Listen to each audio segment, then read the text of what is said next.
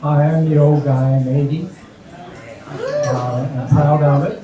I'm still moving, not bicycling as much. But I just want to share a few viewpoints of an old man who was an activist for the last 50 years. And I look at Olin, it's like, not only is 50 years impressive, if you are excited about this stuff, you need to be thinking for 50 more years. And it never ends, because when you die, your plans are still going to have to be worked on by your children. So my viewpoint, I always like to wear my t-shirt, make no little plans, and you go on, make big plans. As you go down, it says, make plans that land in people's imaginations and enrich them so they can see the visions of the future. But your children will probably be involved in finishing them. And the way I look at it, I've been an advocate of the last 4 miles. I was recruited to join the board of Friends of the Parks in the city of Chicago to work with a group of visionaries and engineers and architects and designers and geologists, etc., to finish the unfinished portion of the lakefront park system, which is fully engineered, by the way.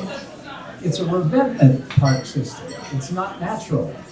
But you think it is, and most people think of it as been there all the time. No, it hasn't. It started about 125 years ago or more, and it's not done.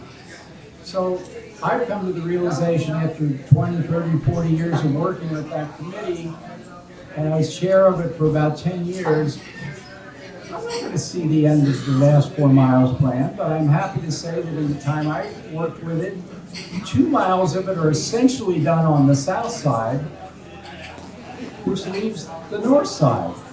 I want Evanston and Wilmette and the North Shore to connect with that dream, because this connects to both city limits and to the state lines, north and south of it, east and west, and all the trails that are there.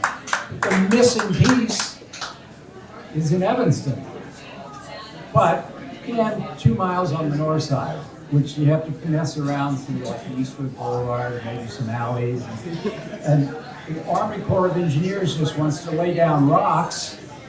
And I go, wait, what a wasted opportunity that is. Why not push the rocks further out and push some land in behind them so you could have paths, dual paths, bike paths and walking paths. But what I've learned is that when you have big plans, and you all need to have very specific big plans, and our plans were very well vetted, and to this day, if we ever got it all built out, it's already been engineered by the state of Illinois, the Army Corps of Engineers, visionaries, and budgeting of the city of Chicago, but the money was never there. So you kind of know that going into it. It takes a long time to finish some of these projects, and it may go beyond your lifetime. So my advice to you would be, have a long-term horizon, but think small. Think big, and think small, because when you think big, you start having community meetings and hearings and stuff like that. And I can't tell you the number of times where I'm excited about the last 4 miles plan, and 300 people show up, and someone takes over the crowd and shouts you down. And then the press covers it and says, lots of opposition to the last 4 miles. And other people are sitting there like, I thought this was a good idea. Those voices weren't heard. So I guess what I want to tell you is, someone gave me a plaque one time that said, we want to give this to you. Think small. big ideas piss everyone off.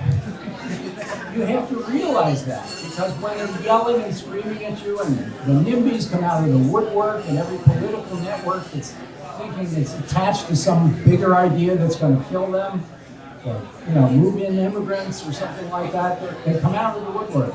So my advice to you is, think small, but in your head you have the big plan.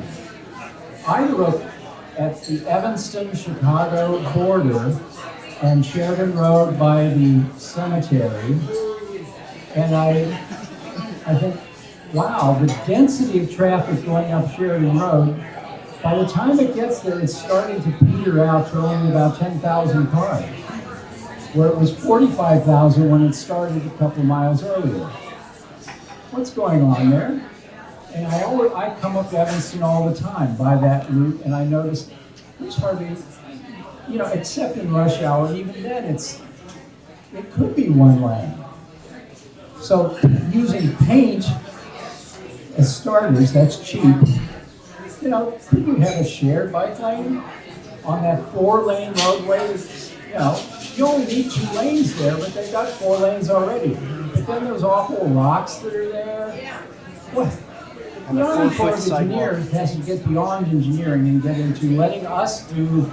You put your barrier, your revetment out there further, and then we can have a real bike lane in a park on the lake.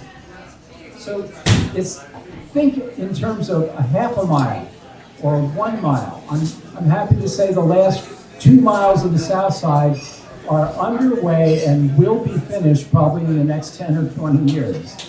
The land is owned by the city of Chicago, and after a few more lawsuits that we're involved in, I think that it's coming together. The north side, I would love it if more and more Evanston bicycles were coming down into Chicago, causing us problems, to think through, well, how can we accommodate all these people who want to be along the lakefront? Well, it's called revetments. But in the short term, use some paint. Do the cheap thing just to get the process started. And maybe 10 or 15 years from now, there'll be more connections, and then they'll build another mile of that lakefront by street end beaches and connect to the real bike path that's down there waiting for you to come on into it, but there's no connection. So think big and think small, and it takes a hell of a long time. I think of a project we promoted in 1983, the train station at Peterson and Ridge. And it just opened in 2024. 60 years later. I watched that thing. I was at the table asking for ideas, and that took so long. It's like, that's a paradigm of how long some of this takes. So your children are going to finish what you're passionate about. That shouldn't stop you if people start yelling at you. And they will yell at you. So thank you very much.